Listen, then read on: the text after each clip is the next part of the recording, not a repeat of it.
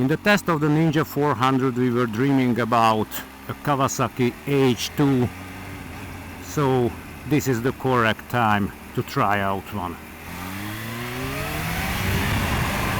Of course, the H2 is a complete family for nowadays. Originally came out the H2R, which is the non-street use version of the bike with 300 brake horsepower, the most powerful motorbike at the moment on our planet. That has a relative which is called simply H2, which is 200 brake horsepower and also possible to use it on the streets. And the latest version is the H2 SX, this one, which is the touring version of the Supercharged Kawasaki. The front part of the bike is the same way aggressive with sharp lines as all the other H2 models. In the middle we see one LED main headlight. The indicators are in the mirrors. We also have curving lights in this version, and the whole part with the high windshield and everything is an absolute unique and aggressive design which lifts out all the Kawasaki sport models from the normal motorbikes lines. The most important thing what we can see at the moment, supercharged, because the H2, all the H2s have a 998 cubic centimeter inline 4 engine which is supercharged with a compressor. It means that the highest power is 200 brake horsepower and the maximum torque is 137 Newton meter. But with this supercharging system, the engineers didn't make the engine very high power or an aggressively thing. It is just the opposite of it, because the lower and the mid RPM range is very powerful and very well usable, and there is nothing aggressive in the way as the engine is working. Despite of the 200 brake horsepower, it's a very friendly one. We will see it later.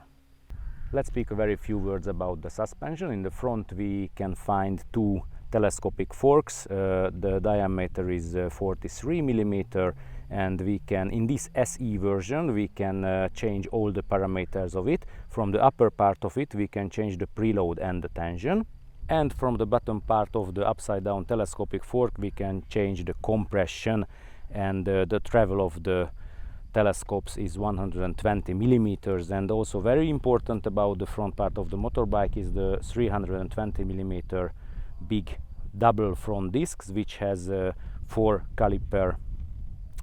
piston calipers, of course radial ones, and this front brake part is a very well dosable and very precise and very efficient one. In the rear part we have an Unitrack central unit, which also in all the parameters can be changed. Only one of them, the preload, can be changed without any instrument, and if we take out our screwdriver, then we can change from the right side on the bottom of the Unitrack the compression, and on the left side at the bottom of the Unitrack unit we can change the tension, but all the suspension is such a good construction, and the factory settings are so good that I think only those riders should have to touch it or change it who are very professional in the suspension team. The rear brake is a little bit bigger than the usual in the super sport bike category. It's a 250 millimeter disc, single disc of course, and it has a two piston caliper in a very funny position, very much down and a little bit in the front, and it's really worth to have a look at the position of the disc itself, because it's inside the wheel in absolutely a central weight position, which also makes the balance of the rear section of the bike even better.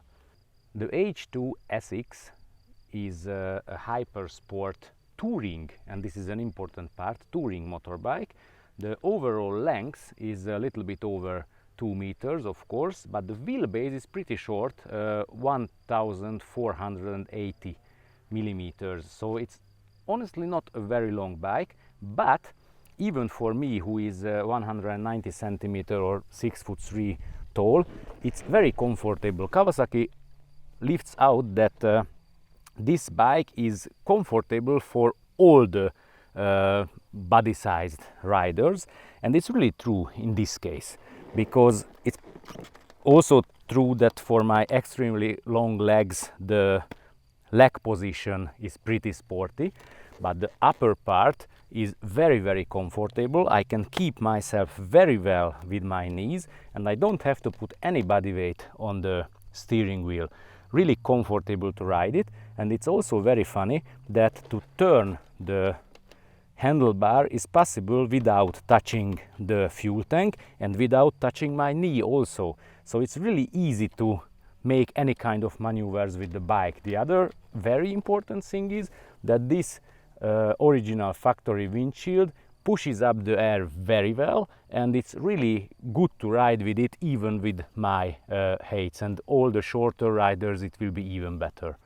The dashboard has two parts, an analog RPM counter and a digital central unit, which is so complicated that we are not going to speak about it in details, otherwise the whole review should be 2.5 hours long approximately.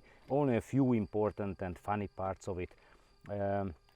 In the bottom part we can see the water temperature, and we can also check out the booster's temperature and the booster's efficiency, how much does it increase the power. If we start the engine and use some throttle, we can immediately jump out at least 30% power increasing of the booster, and also on the dashboard we can see the throttle response, how much throttle we use on this right potmeter, and the booster efficiency also in this digital form with this small line. How much does it increase the power?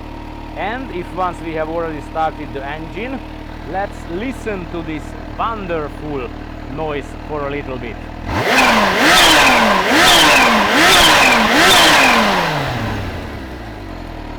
As the Supercharged engine is increasing the air inside. But let's not listen to this wonderful music statically anymore. Let's ride the bike.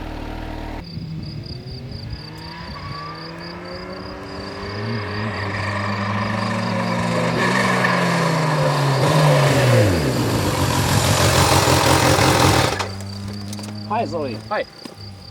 I love this new Kawasaki H2. I think you have to try it immediately. Let's do it.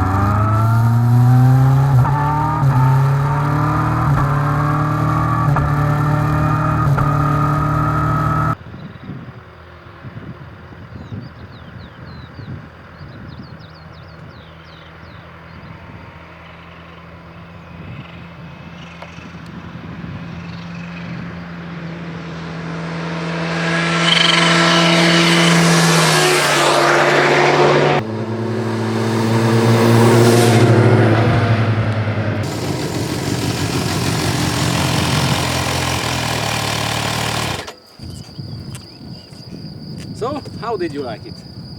I really like the brakes, the suspensions. What about this